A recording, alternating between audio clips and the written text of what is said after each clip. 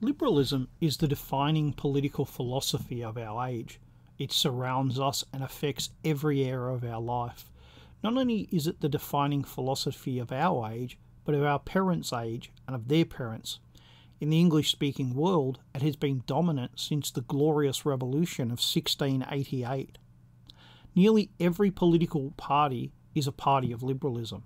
The Liberal Party, the Labour Party, the National Party, the Greens, they all support liberalism. They are merely variants upon the same theme. So what is liberalism?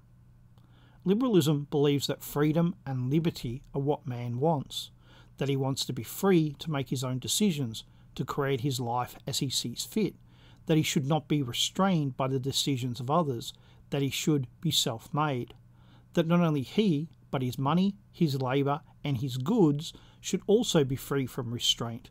They should be able to be free to move without restrictions from place to place, from country to country. However, liberalism is also a progressive philosophy. It never sits still. It is constantly changing, adding and subtracting parts from itself. This means that there are different types of liberalism.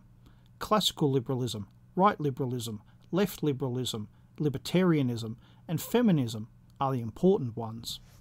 Like all of the political ideologies, communism, fascism, etc., liberalism came out of Christian thinking, specifically from Protestant thinking. In Catholicism, between man and God is the priest. Man does not have a personal relationship with God. In Protestantism, there are no priests. Man does have a personal relationship with God. Man prays directly to God, and if he wants God, speaks back. What happens to a man's faith when God does not speak back? Ever. Some men reach the conclusion that either God doesn't care or even that God does not exist. Atheism is as old as religion, but secularism isn't. It's as old as Protestantism. And secularism is the idea that God gets in the way and that he needs to be removed, or at least curtailed. That man must rely upon his own mind and spirit because God cannot be relied upon. Slowly, very slowly, man replaces God. Slowly, very slowly, man becomes God. As man can no longer rely on God, man must also replace heaven after death with a man-made paradise, one that man can exist in while alive, a utopia. A utopia is a man-made paradise where perfect people live under a perfect government within a perfect economic system. And at the heart of the liberal version of utopia is the autonomous individual. The autonomous individual is the end goal of liberalism. Such a person is entirely self-made. They can choose every facet of their lives, their gender, their occupation, their religion, their experiences, where they live, everything. Such a person cannot be held back by attachments or loyalties. Those things are restraints, and when a person is free, autonomous, that cannot be allowed. Life cannot have consequences. Life must be lived without restraint. The autonomous individual may have children, but they will not raise them, as that would be a restraint, an obligation, a consequence. The autonomous individual cannot marry or love, as that is an attachment. Lust is allowed, but not love. The irony is that as more and more autonomous individuals are created, the size of the government goes up. All other attachments are being removed. The churches, communities, ethnic loyalties, families, they are all being attacked and discredited. Only the government will be left. It will be all-powerful. It will be the autonomous individual's parent and employer, their spouse and their friend, because all other relationships will be as superficial as they can be made to be.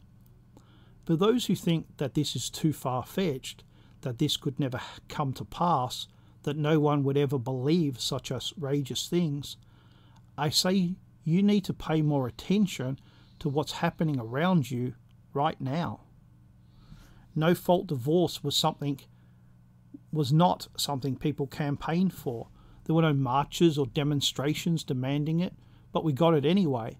Just think that 50 years ago, most people in Australia had never met someone who had been divorced. It didn't just happen, it was made to happen. Men and women have always argued, but at the same time, they still fell in love, married, and had children. Why is that breaking down now? It's not accidental, it's not incidental, it's not happenstance. It is entirely how it was planned to happen. One of liberalism's great strengths is its patience. It can wait generations, and has. While conspiracy forms a part of liberalism, it is a mistake to think of it as a conspiracy. It is much better to think of liberalism as a logic. Each step is the next logical step, because the end goal, the autonomous individual, is understood. Each person knows the correct direction to go in, so while mistakes are made and misdirections take place, that is of no consequence, as it can be corrected because the end goal is always known. Which leads to the question, do liberals, and remember that nearly every political party is liberal, understand what they are supporting? In some cases it's easy to know, but in most I am left to wonder, are they so stupid that they don't know what their philosophy believes, or are they so evil that they know and support it? One of the reasons that the right has failed is that we have not focused on our greatest enemy. Until we understand it, we cannot defeat it. Until we identify it, we have no hope of victory. And a world in which liberalism has won is a nightmare.